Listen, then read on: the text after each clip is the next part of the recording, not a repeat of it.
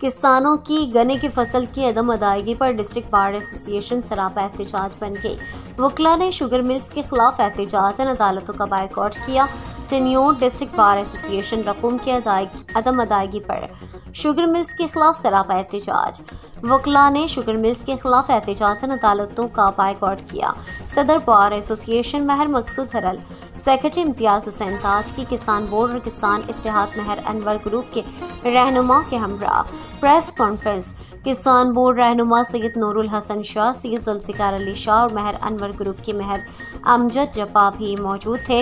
इस मौके पर सदर बार एसोसिएशन महर मकसूद का कहना था कि 2 योम में शुगर मिल्स ने गन्ने की रकम अदा न की तो डिप्टी कमिश्नर दफ्तर के बाहर एहतजाज करेंगे।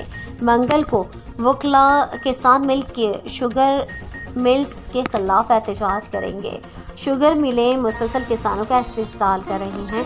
शुगर मिल्स के खिलाफ अदालतों का रुख भी करेंगे।